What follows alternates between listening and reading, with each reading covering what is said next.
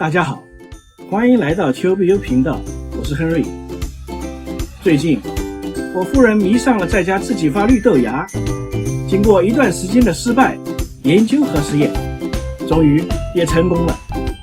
豆芽长势良好，随便清炒或者干煸一下都口感良好，尤其是自己种植无农药，吃得放心。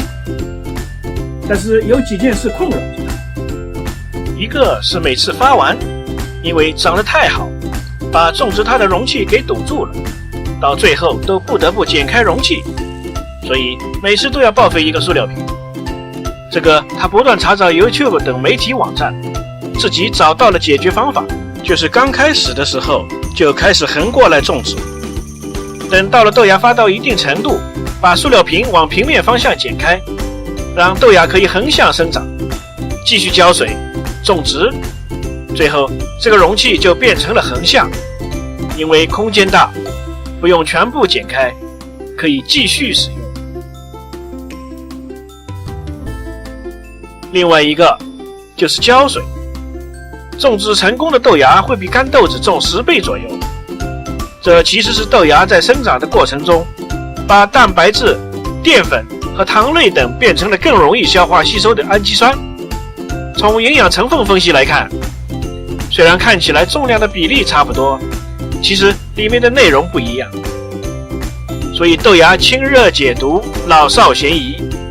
豆芽实际是豆子萌发的胚轴，与豆苗有本质不同。它不是普通植物那样通过光合作用生长，要在见不到光的地方种植，也因为没有阳光中紫外线的照射杀菌消毒，容易长出细菌。所以不要以为是自己种植很干净，不清洗就食用，那可就大错特错了。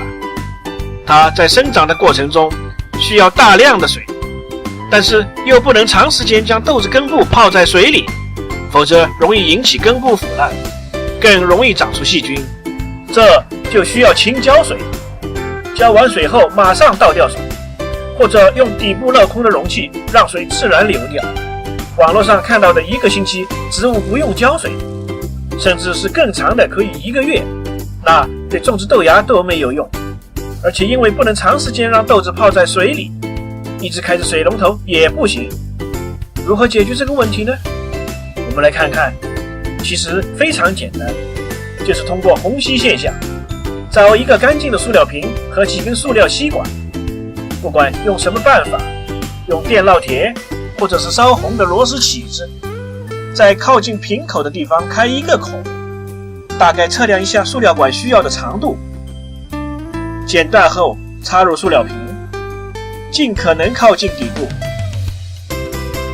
在开口的地方用热枪或者是胶布封住，不一定完全密封，在另外一端接上一根塑料管，保证塑料管的下端低于瓶底，这样就做好了。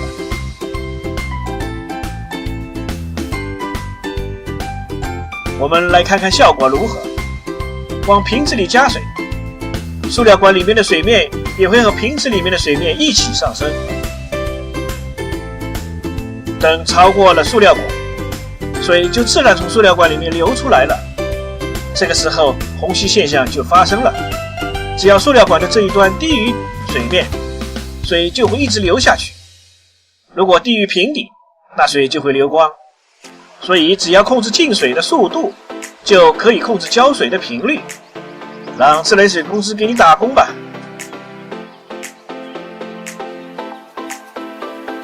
不用管就可以自动浇水了，可以从开始一直到结束都不用打开豆芽的遮羞布。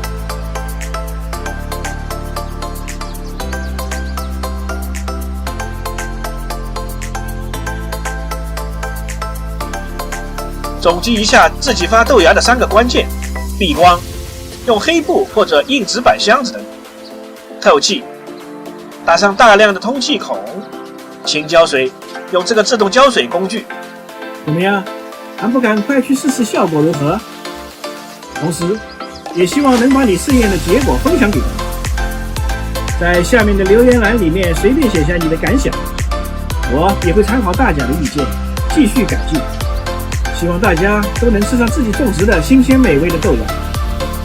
不要忘记订阅频道哦，也要点击小铃铛，这样就不会错过我的及时更新了。下次我会告诉你我种植豆芽的结果，再也不是早晚2次浇水就满足了。秋不油频道等你来访哦。